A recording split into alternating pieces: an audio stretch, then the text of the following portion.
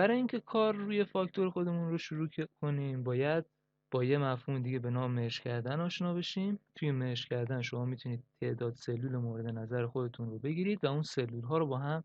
یکی کنید و مرج به معنی ادغام کردن است. مثلا من میخوام این دو تا سلول رو با هم یکی کنم، چون اگر یادتون باشه اگر من بیام و داخل این سلول یه چیزی بنویسم و توی سلول بغلش یه چیز دیگه بنویسم، میبینید که متنی که داخل این نوشته شده به صورت کامل نمایش داده نمیشه و باید روش دابل کلیک کنید تا ادامه اون دیده بشه. ما در این مواقع که متن ما از سلول ما بزرگتر هست نیاز داریم که سلول های خودمون رو با هم مرج کنیم تا متن ما بتونه طولش داخل اون قرار بگیره، یا بهتر بگیم که باید به اندازه طول متن خودمون باید بیان سلول ها رو با هم ادغام کنیم،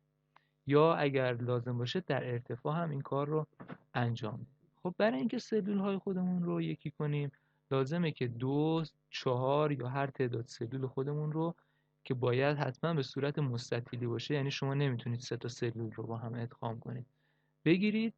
با استفاده از درک کردن و بعد از اون از منوی هوم یا ریبون هوم گزینه مرج رو انتخاب کنید که در حالت عادی مرج سنتر هست که اگر انتخاب کنید متن شما میاد و وسط یک سلول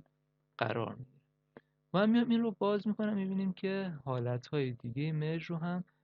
در اختیار ما قرار میده. حالا میام و گزینه مرج سنتر رو انتخاب میکنم، میبینید که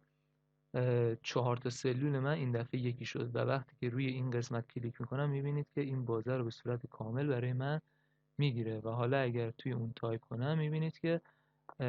طول بیشتر از یک سلول یا بیشتر از یک ستون رو برای من به نمایش میذاره و 2 تا ستون رو در اختیار من قرار میده. خب پس من در قدم اول برای اینکه هدر خودم رو ایجاد کنم و صورت حساب فروش کالا و خدمات رو بتونم ایجاد کنم باید بیام و به تعداد مورد نظر سلول های اینجا رو با هم ادغام کنم و تکست خودم رو داخلش بنویسم.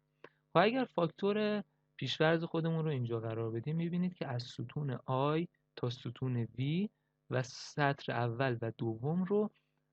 شامل شده. پس من میتونم بیام از I تا V و سطر اول و دوم رو بگیرم و با هم ادغام کنم. من میام از I تا V رو میگیرم و سطر اول و دوم و بعد از اون مرج سنتر رو انتخاب. میبینیم که بازه مورد نظر ما اینجا ایجاد شد و حالا میتونیم به راحتی توی اون بنویسیم صورت حساب فروش کالا و خدمات. خب پس حالا به راحتی میتونیم با این روش سلول های با خودمون رو با هم ادغام کنیم و متن مورد نظر خودمون رو توی اون بنویسیم. حالا تنظیمات متن رو توی قسمت بعد راجعش صحبت کنیم.